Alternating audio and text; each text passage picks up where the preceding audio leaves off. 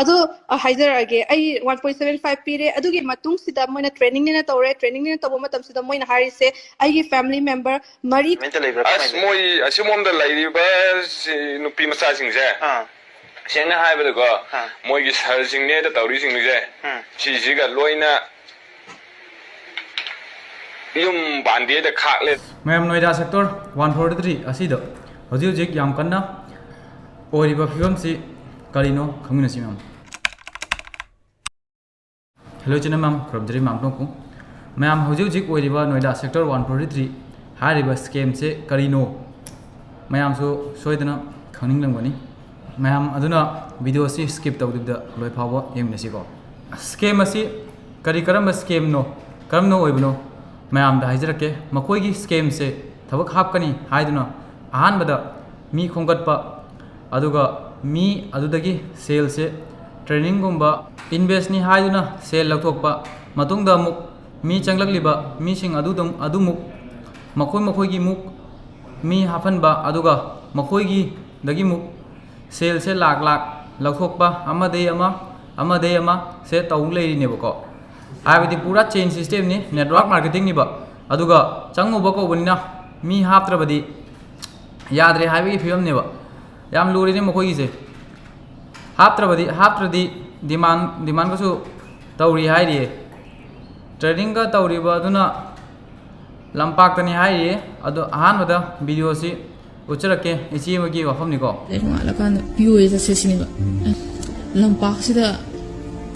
मनपुर मचा ma'am कईनोने phone तौना हलगा मी खोमलीनेबा मी यामे काखलपसि करीनो चंगीब प्लेसिबु हम चपसे hotel लाइफबद चले करीनो वाई गांगदे जगोय सा लेरमे मोइ वाखल अमको मोइ हाय नंगना जगोय सादोक ngамदिदो नंगना साय नंगजे मेच्योर ओइदे नंगजे सक्सेस ओइदि नंगजे कनो तौदे आइदि केने तो सिनि त मोइ समना हारगा डीजे म तौगा चमानेबा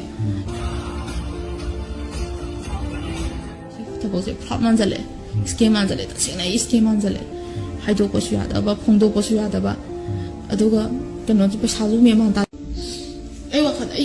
नंगसिते सिरगे हाबे वखन खलेबा आई नुपादी हे नुपी अतोप थिगबसु या आई इसादे हे कनानि ओदोइनो सिने इन लैसि सिनेबा कनो फबुंग अमता कनो मो लैतेबा मेट्रेस अमु हौदेबा येंबिरेको मैम हिपनबा फबुंग फाव लैत्रि अदुगा आसादी मिलिनियर्स निबा अदुगा करमना इनकम से लाकदोबनो हाबदो अमु तामिनसी इची अमदगी मु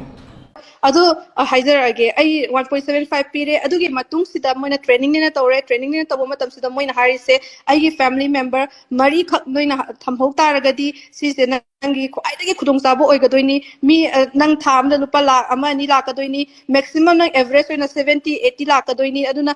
नंगी फैमिली मेंबर दुसु नंग दुकान प्लॉट अमा लैबबुदी दुकान प्लॉट मरी लैबना नंगोंदा पैसा इनकम हेना लाकबदो अदुमाइना चप मानना लाकदोइनी नंगना पुरा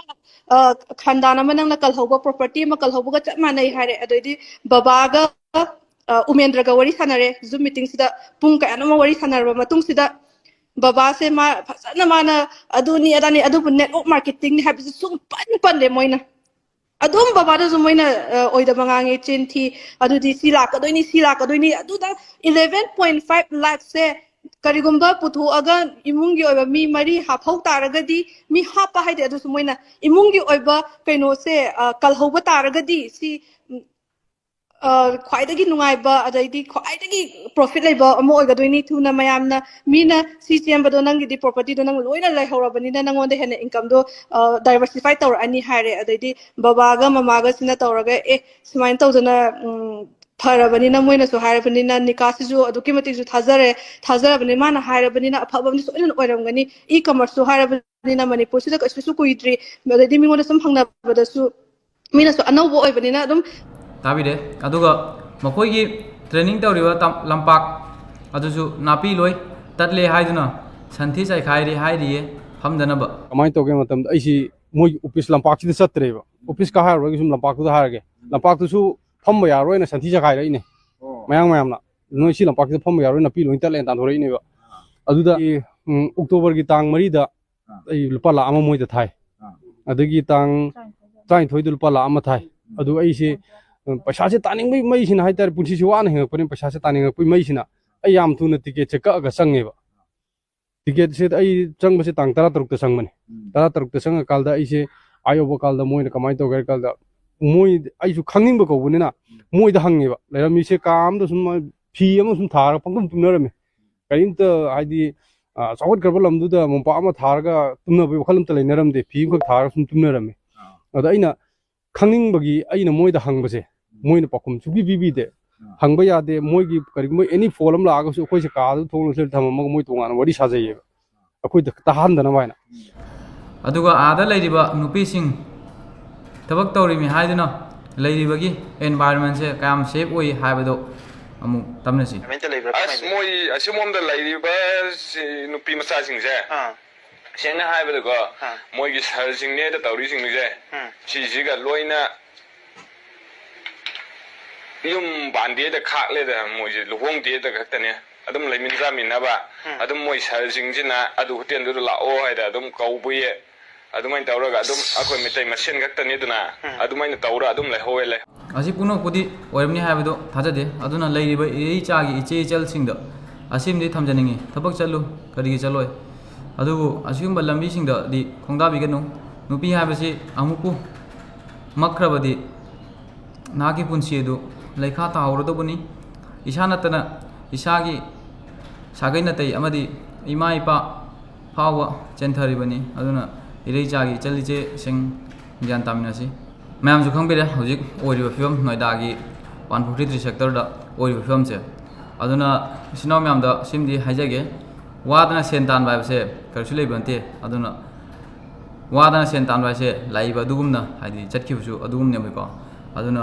ꯑꯁꯤꯒꯤ ꯊꯧꯗꯣꯛꯁꯦ ꯑꯩꯉꯣꯟꯗꯁꯨ ꯊꯣꯛꯈꯤꯕꯀꯣ 2018ꯒꯤ ꯑꯗꯨꯋꯥꯏꯗ ꯑꯩꯅ ꯀꯣꯂꯦꯖ ꯇꯝꯃꯤꯉꯩꯒꯤ ꯃꯇꯝꯅꯤꯀꯣ ꯑꯗꯨꯗ 2018ꯒꯤ ꯑꯗꯨꯋꯥꯏꯗ KBC40 ꯍꯥꯏꯅ ꯊꯣꯛꯂꯝꯃꯤ ꯑꯩꯉꯣꯟꯗ ꯆꯪꯍꯟꯕꯁꯦ ꯑꯩꯒ ꯌꯥꯝ ꯂꯨꯅ ꯇꯤꯟꯅꯕ ꯁꯣꯔꯤ ꯑꯩꯒꯤ ꯅꯠꯇꯦ ꯑꯩꯈꯣꯏ ꯄꯥꯕꯒ ꯌꯥꯝ ꯂꯨꯅ ꯇꯤꯟꯅꯕ ꯑꯣꯖꯥ ꯑꯃꯅꯤꯀꯣ ꯑꯗꯨꯗ ꯃꯥꯁꯨ ꯀꯔꯤꯁꯨ ꯈꯪꯖꯕ ꯅꯠꯇꯦꯕꯀꯣ ꯍꯥꯏꯗꯤ ꯑꯩꯉꯣꯟꯗ ꯍꯥꯏꯗꯤ ꯀꯣꯂꯦꯖ ꯇꯝꯅ ꯄꯥꯔꯠ ꯇꯥꯏꯝ ꯑꯃꯒꯨꯝꯅꯤ ꯍꯥꯏꯅ ꯑꯩꯉꯣꯟꯗ ꯆꯪꯍꯟꯕꯅꯦꯕ ꯆꯪꯍꯜꯂ ꯃꯇꯨꯡꯗ ꯆꯪꯕꯁꯤꯗ ꯂꯨꯄꯥ 1,000 ꯆꯪꯉꯤ ꯑꯗꯨꯗ ꯆꯦꯟ ꯄꯨꯔꯥ ꯅꯦꯠꯋꯥꯔꯛ ꯃꯥꯔꯀꯦꯇꯤꯡꯅꯦꯕꯀꯣ ꯍꯥꯏꯕꯗꯤ ꯑꯗꯨꯒꯅ ꯄꯣꯠ ꯌꯣꯟꯕꯒꯤ ꯀꯔꯤꯝ ꯂꯩꯇꯦꯕ ꯑꯗꯒꯤꯗꯤ ꯑꯩꯉꯣꯟꯗ ꯆꯪꯍꯜꯂꯦ ꯆꯪꯍꯟꯕꯁꯦ ꯆꯪꯍꯜꯂ ꯃꯇꯨꯡꯗ ꯑꯩ ꯃꯤꯇꯤꯡ ꯀꯧꯔꯦ ꯃꯤꯇꯤꯡꯁꯨ ꯆꯠꯂ ꯃꯇꯨꯡꯗ ꯃꯤꯇꯤꯡꯗꯩ ꯆꯠꯂ ꯃꯇꯨꯡꯗ ꯑꯣꯖꯥꯁꯤꯅ ꯑꯣꯖꯥꯗꯨ ꯌꯥꯝ ꯌꯥꯎꯗꯦꯕ ꯃꯥꯒꯤ ꯁꯤꯅꯤꯌꯔꯗꯨꯅ ꯍꯥꯏꯗꯤ ꯌꯥꯝꯅ ꯑꯩꯉꯣꯟꯗ ꯀꯩꯅꯣ ꯇꯧꯔꯦꯕ ꯍꯥꯏꯗꯤ ꯄ꯭ꯔꯣꯁꯦꯁꯁꯨ ꯇꯥꯛꯑꯦꯕ ꯑꯗꯨꯃꯥꯏꯅꯅꯤ ꯑꯗꯨꯗꯨꯅꯦꯅ ꯑꯗꯩ ꯑꯩꯁꯨ ꯍꯥꯏꯗꯤ ꯈꯜꯂꯕꯅꯤꯅ ꯃꯥꯒꯤ ꯗ꯭ꯔꯤꯝꯗꯣ ꯍꯥꯏꯗꯤ ꯍꯥꯏꯔꯛꯄꯗꯨꯒ ꯃꯥꯒꯤ ꯄꯨꯔꯥ ꯗ꯭ꯔꯤꯝꯒꯗꯣ ꯑꯩ ꯃꯑꯣꯡ ꯎꯠꯂꯦꯕ ꯎꯠꯂꯛꯄꯁꯤꯗ ꯅꯦꯠꯋꯥꯔꯛ ꯃꯥꯔꯀꯦꯇꯤꯡ ꯍꯥꯏꯁꯦ ꯁꯤꯅꯦꯕꯀꯣ ꯑꯗꯨꯅ ꯑꯗꯨꯗꯒꯤꯗꯤ ꯑꯩꯁꯨ ꯋꯥꯈꯜꯒꯁꯦ ꯑꯗꯨꯝ ꯁꯥꯒꯠꯂꯨꯔꯦ ꯁꯥꯒꯠꯂ ꯃꯇꯨꯡꯗ ꯑꯩꯁꯨ ꯑꯗꯨꯝ ꯑꯩꯒꯤ ꯏꯃꯥꯟꯅꯕꯁꯤꯡ ꯑꯃꯗꯤ ꯔꯤꯂꯦꯇꯤꯚꯁꯤꯡꯗ ꯃꯣꯏꯅ ꯍꯥꯏꯔꯣꯏ ꯍꯥꯏꯕꯗꯒꯤ ꯑꯩꯁꯨ ꯍꯥꯏꯕꯗꯒꯤ ꯑꯗꯨꯝ ꯏꯃꯥꯟꯅꯕꯁꯤꯡ ꯍꯥꯏꯐꯦꯠ ꯍꯥꯞꯄ ꯃꯇꯨꯡꯗ ꯑꯩꯁꯨ ꯃꯤ ꯑꯃ ꯍꯥꯞꯄꯗ ꯂꯨꯄꯥ 150 ꯐꯪꯉꯤ ꯑꯗꯨꯒ ꯑꯩꯒꯤ ꯃꯤ ꯑꯅꯤ ꯍꯥꯞꯈꯤꯕꯗꯒꯤꯗꯤ ꯂꯨꯄꯥ 150 ꯐꯪꯈꯤꯕ꯭ꯔꯥ ꯀꯩꯅೋ ꯑꯗꯨꯗꯩ ꯑꯇꯩ ꯀꯔꯤꯝꯁꯨ ꯐꯪꯈꯤꯗꯦꯕ ꯑꯩ ꯐꯪꯈꯤꯗꯦꯗꯤꯀೋ ꯑꯩꯒꯤ ꯃꯈꯥꯗ ꯃꯤ 50 ꯍꯦꯟꯒꯤꯌꯦꯕꯀோ ꯍꯦꯟꯕꯁꯤꯗ ꯑꯩꯉꯣꯟꯗ ꯍꯥꯏꯗꯤ ꯃꯣꯏꯅ ꯍꯥꯏꯕꯅ ꯍꯥꯏꯗꯤ ꯂꯨꯄꯥ 150 ꯐꯪꯕꯒꯤ ꯋꯥꯔꯤꯅꯦꯕꯀꯣ ꯀꯔꯤꯝ ꯐꯪꯈꯤꯗꯦ ꯑꯩ ꯈꯤꯇꯪꯗꯤ ꯀꯣꯏꯕ ꯐꯪꯖꯍꯧꯔꯤ ꯃꯣꯏꯒꯤ ꯑꯗꯨꯒꯤ ꯆꯠꯄꯗꯨꯗ ꯑꯗꯩ ꯑꯀꯣꯝꯕꯗ ꯑꯩꯒꯤ ꯔꯤꯂꯦꯇꯤꯚ ꯑꯃꯗꯤ ꯑꯩꯒꯤ ꯏꯃꯥꯟꯅꯕꯁꯤꯡ ꯃꯌꯥꯝ ꯑꯃ ꯍꯥꯞꯄꯦꯕ ꯃꯣꯏꯁꯨ ꯋꯥꯉꯩꯒꯤ ꯂꯨꯄꯥ 1,000 ꯄꯤꯔꯛꯄꯅꯦꯕ ꯑꯗꯩ ꯑꯀꯣꯝꯕꯗ ꯑꯩ ꯈꯜꯂꯦ ꯁꯤꯗꯤ ꯑꯩ ꯃꯤꯗꯒꯤ ꯄꯩꯁꯥꯁꯦ ꯃꯣꯏꯅ ꯀꯣꯠꯂ ꯄꯨꯕ ꯍꯧꯈ꯭ꯔꯦꯕ ꯀꯣꯠꯄ ꯍꯥꯏꯗꯤ ꯃꯤ ꯑꯃꯃꯝꯗꯒꯤ ꯂꯨꯄꯥ 1,000 ꯄꯨꯔꯛꯄ ꯍꯥꯏꯁꯦ ꯃꯤ 50 ꯍꯥꯏꯕ ꯇꯥꯔꯦ 50,000ꯅꯦꯕꯀꯣ ꯑꯗꯨꯃꯥꯏꯅ ꯇꯧꯅ ꯑꯣꯏꯈꯠꯂꯛꯑꯦꯕ ꯑꯀꯣꯝꯕꯗ ꯑꯩꯁꯨ ꯈꯜꯂꯦ ꯃꯤꯁꯤꯡꯁꯤꯅ ꯋꯥꯉꯩ ꯄꯤꯈꯠꯂꯛꯑꯒ ꯑꯗꯨꯒ ꯑꯩꯅ ꯍꯥꯏꯗꯤ ꯑꯗꯨꯗꯒꯤꯗꯤ ꯀꯣꯟꯅ ꯂꯥꯁ ꯃꯣꯃꯦꯟꯇ ꯃꯣꯏꯗꯤ ꯌꯦꯡꯉꯨꯀꯣ ꯄꯩꯁꯥꯗꯣ ꯂꯧꯔꯒ ꯑꯗꯨꯝ ꯆꯠꯈꯤꯗꯣꯏꯅꯤꯀꯣ ꯑꯗꯩ ꯑꯀꯣꯝꯕꯗ ꯑꯩꯒꯤ ꯐꯦꯁꯁꯦ ꯃꯣꯏ ꯃꯌꯥꯝ ꯃꯃꯥꯡꯗꯗꯤ ꯐꯖꯔꯤꯕ꯭ꯔꯥ ꯑꯩꯅ ꯁꯨꯃꯥꯏꯅ ꯄꯨꯔꯛꯑꯦ ꯍꯥꯏꯔꯒ ꯑꯗꯨꯒ ꯁꯨꯃꯥꯏꯅ ꯄꯩꯁꯥꯁꯨ ꯂꯨꯄꯥ ꯑꯃꯐꯥꯎ ꯐꯪꯍꯧꯗꯕ ꯑꯗꯨꯒ ꯑꯩꯉꯣꯟda ꯄꯨꯔꯥ ꯂꯥꯁꯇ ꯀꯩꯅꯣ ꯇꯧꯗꯣꯏꯅꯦꯕ ꯑꯗꯨꯗꯒꯤꯗꯤ ꯑꯩ ꯄꯣꯠꯁꯦ ꯅꯨꯡꯉꯥꯏꯔꯛꯇꯕꯗꯒꯤ ꯑꯩ ꯊꯥꯗꯣꯛꯈꯤꯕꯗꯒꯤꯗꯤ ꯑꯩ ꯂꯥꯏꯕꯛ ꯐꯕꯅꯤꯀꯣ ꯑꯗꯨꯒꯩ ꯑꯩ ꯈꯟꯈ꯭ꯔꯦ ꯄꯨꯟꯁꯤꯗ ꯑꯁꯤꯒꯨꯝꯕ ꯊꯕꯛꯁꯦ ꯂꯥꯏꯐꯇ ꯀꯔꯤꯒꯨꯝꯕ ꯑꯩꯅ ꯊꯦꯡꯅꯕ ꯇꯥꯔꯗꯤ ꯑꯩ ꯁꯨꯡꯇꯧ ꯇꯧꯖꯔꯣꯏ ꯑꯗꯨ ꯁꯔꯨꯛꯄꯨꯗꯤ ꯑꯩ ꯑꯋꯥꯕ ꯊꯕꯛ ꯁꯨꯖꯒꯦꯕ ꯑꯋꯥꯕ ꯊꯕꯛ ꯁꯨꯔꯒ ꯁꯦꯟ ꯇꯥꯟꯖꯒꯦ ꯍꯥꯏꯕꯒꯤ ꯐꯤꯕꯝꯗ ꯑꯩ ꯂꯦꯞꯈ꯭ꯔꯦꯕ ꯑꯁꯤꯅꯤ ꯑꯗꯨꯅ ꯁꯦꯝ ꯀꯟꯗꯤꯁꯟꯅꯤ ꯍꯧꯖꯤꯛ ꯊꯣꯛꯏꯕ ꯍꯧꯖꯤꯛ ꯑꯣꯏꯔꯤꯕ ꯅꯣꯏꯗꯥ ꯁꯦꯛꯇꯔ 143 ꯍꯥꯏꯔꯤꯕ ꯃꯐꯝꯁꯤꯗ ꯍꯧꯖꯤꯛ ꯃꯌꯥꯝꯅ ꯍꯥꯏꯗꯤ ꯃꯅꯤꯄꯨꯔꯁꯤꯗ ꯑꯣꯏꯔꯤꯕꯁꯦ ꯑꯩꯉꯣꯟꯗꯁꯨ ꯑꯩꯉꯣꯟꯗ ꯍꯧꯖꯤꯛ ꯑꯣꯖꯥꯗꯨꯒꯤ ꯁꯦꯅꯤꯌꯔꯗꯨꯅꯁꯨ ꯌꯥꯝ ꯀꯟꯅ ꯃꯅꯤꯄꯨꯔꯗ ꯅꯪꯒꯤ ꯃꯤ ꯂꯩꯕ꯭ꯔꯥ ꯑꯗꯨꯅꯤ ꯑꯗꯥꯅꯦꯅ ꯀꯟꯅ ꯇꯧꯔꯝꯃꯦꯕꯀꯣ ꯑꯗꯨꯒꯤ ꯑꯀꯣꯝꯕꯗ ꯑꯩꯁꯦ ꯑꯗꯨꯒꯤ ꯄꯣꯠꯇꯨꯒ ꯈꯣꯡꯗꯥꯖꯅꯤꯡꯗꯕꯒꯤ ꯃꯔꯝꯅ ꯑꯩ ꯑꯇꯩ ꯃꯥꯒ ꯄꯥꯎ ꯐꯥꯎꯅꯈꯤꯗ꯭ꯔꯦ ꯑꯗꯨꯒ ꯑꯩ ꯇꯣꯛꯈ꯭ꯔꯦ ꯑꯗꯩ ꯂꯥꯏꯐꯁꯦ ꯑꯩ network marketing ki thabak chain system ki thabak sungtau tawroi ne lepre asini asimadung da chu ngarang nahan engoda recently thoki thawdo ma ID price scam engoda oi gimne ko ado di tax ki thabak am ne ko ado thabak ne na hairaga apom da last month the same condition ne ba dumaina ID ado ai ma'am da dugi video do soidana thacharak ya dum kharaninga mine si ko to ma'am asini aduna ma'am ichina ma'am simdi khangna si wadana sen tan ba se karim le ponte aduna ID isana humang malai si chabu da haw ne ba ko asini ma'am video si yam sangda jarage asai si da tension jina ba honjin ajar tension na ba hona jarage aduga soi ki balan ki ba yaw so ichina ma'am ngapi gani adi hainam ne si matang si da